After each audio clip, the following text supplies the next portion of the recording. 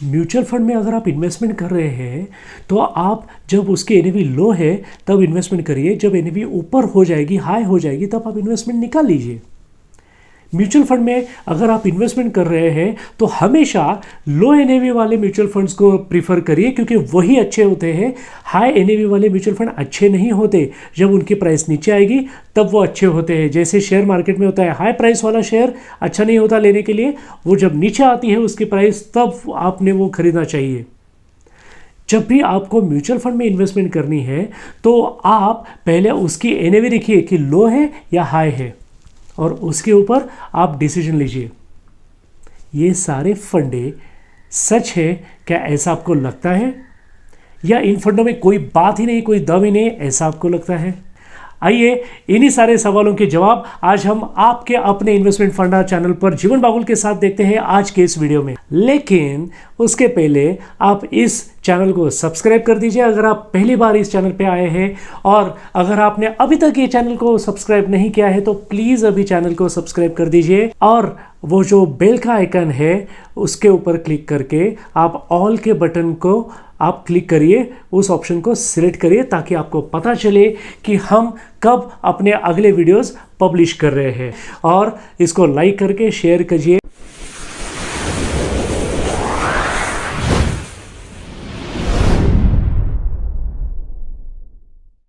अब पहले तो देखते हैं कि ये हाई या लो एनएवी का म्यूचुअल फंड में इफेक्ट क्या पड़ता है।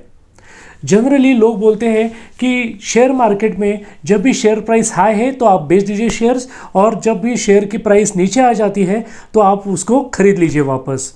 ये लॉजिक जो है ये शेयर मार्केट के लिए सही में बहुत सही है, लेकिन ये सेम लॉजिक म्यूचुअल फंड में एग्जिस्ट ही नहीं करता। म्यूचुअल फंड में अगर कोई म्यूचुअल फंड की एनएवी, कोई स्कीम की एनएवी अगर हाई हो गई है, इसका मतलब ये है कि वो फंड जो है, मैनेजर उस फंड का, उसने अच्छा परफॉर्म किया है, सारे जो उसमें शेयर्स खरीदे गए हैं वो अच्छे रेट के हैं, और वो एज पर फंड ऑब्जेक्टिव चल रहा है। तो ये अच्छी बात है। ये हाई और लो एनएवी का म्यूचुअल फंड पर कोई इफेक्ट नहीं होता, ये फंडा यहाँ पे एग्जिस्ट ही नहीं होता है। अगर आप कम एनएवी में म्यूचुअल फंड खरीदते हैं तो आपको नंबर ऑफ यूनिट्स ज़्यादा मिलेंगे। अगर आप हाई एनएवी में म्यूचुअल फंड में इन्वेस्टमेंट करते हैं तो आपको नंबर ऑफ यूनिट्स कम मिलेंगे। एक बात बताइए, यहाँ पर रिटर्न्स का संबंध आया कहाँ से?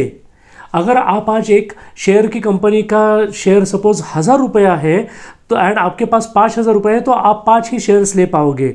लेकिन अगर कोई एक अच्छी शेयर की कंपनी का अगर शेयर का प्राइस 100 रुपया है तो आप ज़्यादा शेयर्स ले पाओगे। वहाँ पर रिटर्न्स का हिसाब आया कहाँ से? ये कई बार लोगों को समझ में नहीं आता, हम कितनी भी बार समझाएं। ऑब्वियसली अगर लोगों को इस फील्ड के बारे में ज़्यादा नहीं पता तो ये यहाँ वहाँ से कुछ सुन के ये एक थोड़े से खुद के कंक्लूजन्स निकाल लेते हैं। आइए अब ये समझने की कोशिश करते हैं एक एग्जाम्पल से। आपके पास 5000 रुपये है इन्वेस्ट करने के लिए। सेम पोर्टफोलियो के साथ दो प्लान्स हैं, स्कीम ए और स्कीम बी। स्कीम ए में 500 रुपये की एनएवी है और स्कीम बी में 100 रुपये की एनएवी है। आपको स्कीम ए की फिर 10 यूनिट्स मिलती है और स्कीम बी की 50 यूनिट्स मिलती है। यदि दोनों स्कीम्स 10% से बढ़ती है तो स्कीम ए की एनएवी 500 रुपये से बढ़कर हो जाएगी 550 रुपये, और जबकि बी स्कीम जो है उसकी एनएवी बढ़कर हो जाएगी 100 रुपये से 110 रुपये। आपकी इन्वेस्टमेंट वैल्यू यानी फंड वैल्यू दोनों स्कीम में कितनी बड़ी होगी? अमाउंट दोनों स्कीम की जो फंड वैल्यू है वो अमाउंट है वो तो 5500 ही हुई। फर्क कहाँ पड़ा एनएवी के हिसाब से? तो देखा आपने, ये एग्जाम्पल ये साबित कर देता है कि एनएवी ज़्यादा है या कम है उसका कोई लेना देना नहीं है म्यूचुअल फंड में। वो म्यूचुअल फंड क्या परफॉर्मेंस देता है, कितना परसेंट परफॉर्मेंस देता है, उसका रिटर्न्स का स्विंग कितना है, वो ज़्यादा मायने रखता है म्यूचुअल फंड के परफॉर्मेंस में, ना कि एनएवी। इसके अलावा कई दूसरे फैक्टर्स हैं जो एनएवी से ज़्यादा इंपॉर्टेंट है। आपके म्यूचुअल फंड के रिटर्न्स की कैलकुलेशन आइडियली एनएवी के आधार पर नहीं की जानी चाहिए।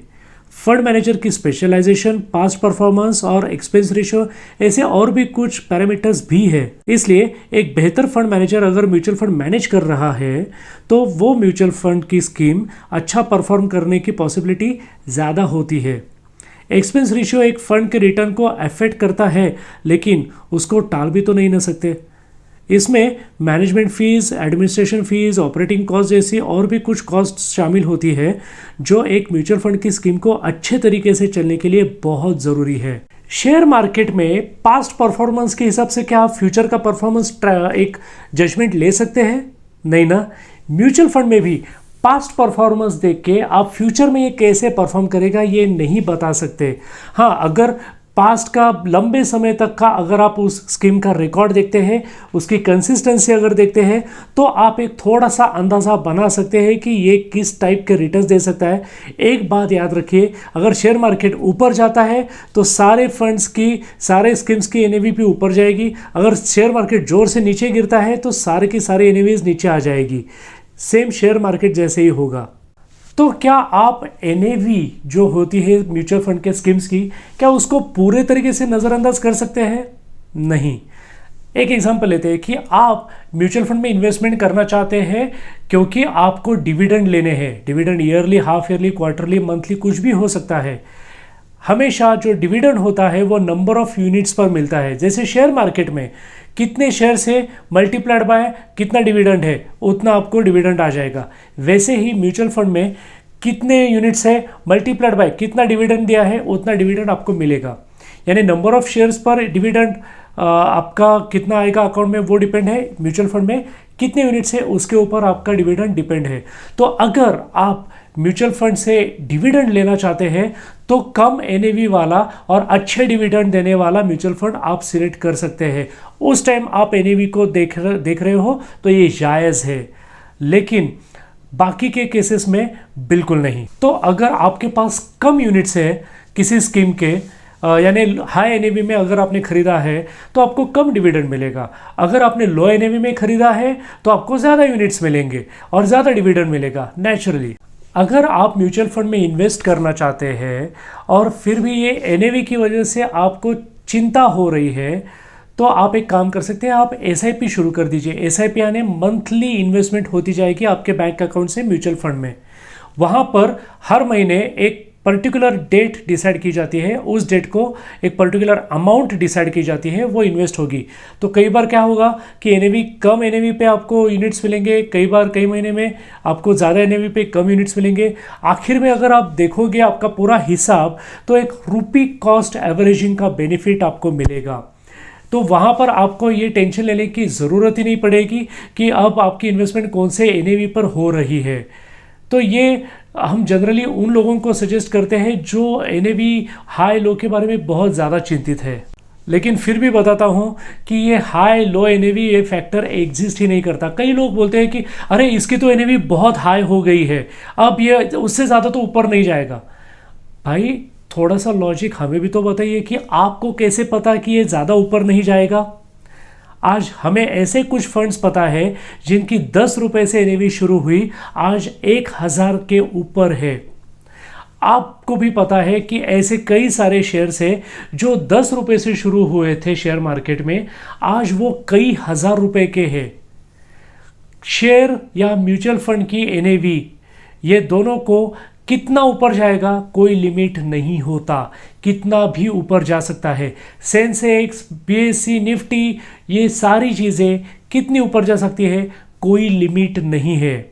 अगर आपको ये वीडियो अच्छा लगा है आज का हमारा तो प्लीज़ इसको लाइक करिए, शेयर करिए अपने प्रियजनों के साथ जिनके आप फाइनेंशियली बहुत चिंता करते हैं। अब मिलते हैं अपने नेक्स्ट वीडियो में, तब तक आप अपनी और अपने फैमिली की हेल्थ और वेल्थ का ख्याल रखिएगा। Bye bye.